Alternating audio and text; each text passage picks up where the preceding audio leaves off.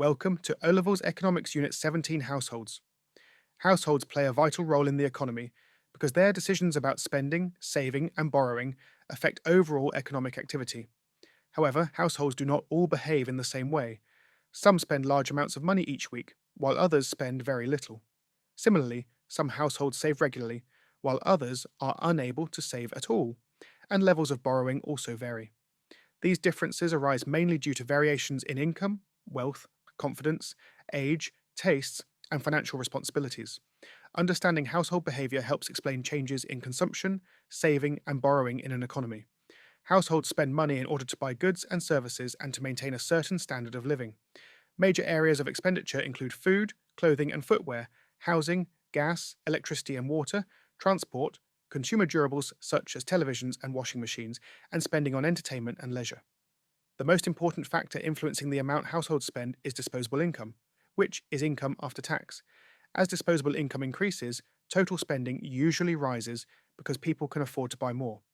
However, although spending increases in absolute terms, it tends to fall as a proportion of income because higher income households are able to save more. Wealth also has a significant influence on spending. Wealth can generate income, such as dividends from shares or rent from property, which can then be spent. It can also be turned into cash by withdrawing savings or selling assets, allowing households to increase their expenditure.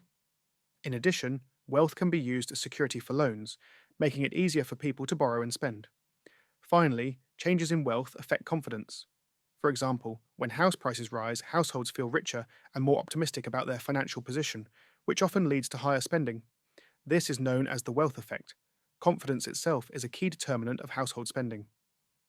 When people feel optimistic about their future income, employment prospects, and the state of the economy, they are more likely to spend.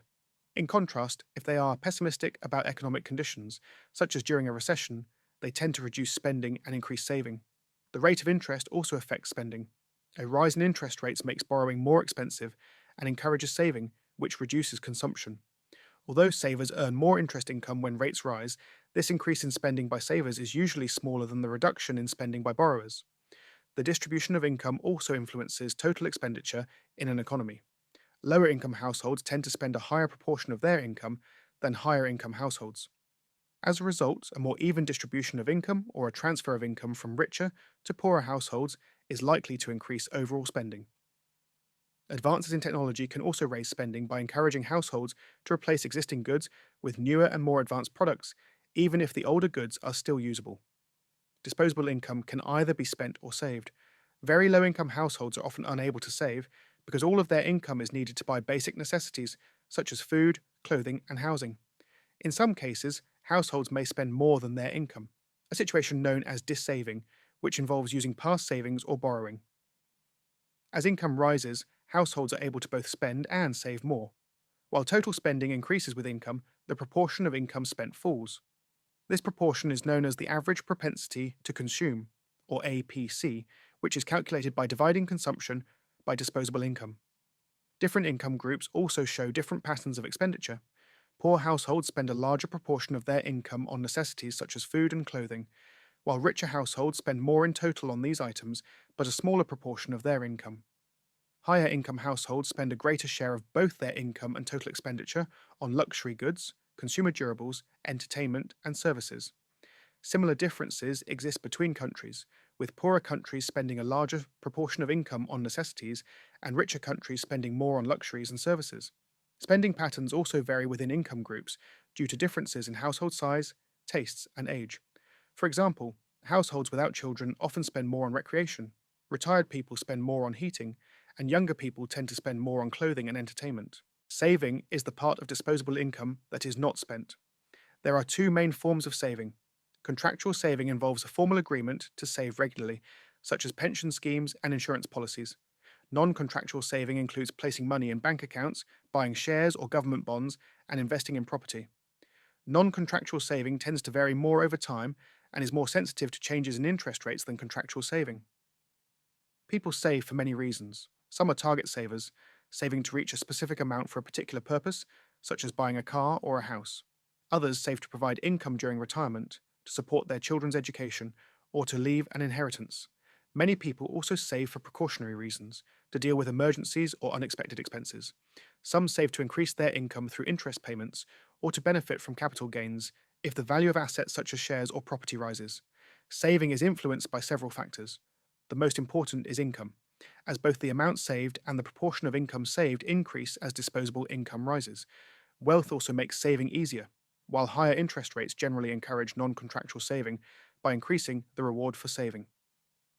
The tax treatment of savings is important, as tax incentives can encourage people to save more.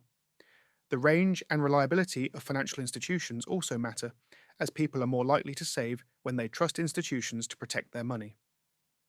Age structure influences saving, with middle aged people tending to save more than the young and the elderly, while social attitudes towards saving vary between countries and cultures.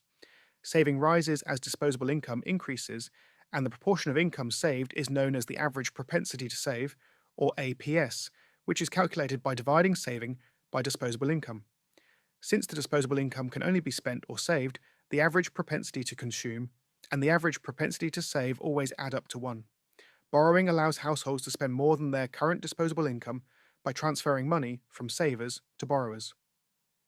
People borrow for many reasons, such as to maintain their living standards during temporary financial difficulties, to buy a house through a mortgage, to purchase cars, or to finance education and healthcare. Borrowing increases current consumption, but involves a cost in the form of interest and must be repaid in the future. Although low-income households may have a greater need to borrow, they often find it more difficult to do so because they have less security to offer and are considered riskier by lenders. The amount households borrow is influenced by several factors, including the availability of loans, the rate of interest, confidence about future income, and social attitudes towards debt. Easier access to credit and greater confidence encourage borrowing, while higher interest rates and negative attitudes towards debt tend to reduce it. Together, household decisions about spending, saving, and borrowing play a crucial role in shaping economic activity and determining the overall performance of an economy. Thanks for watching.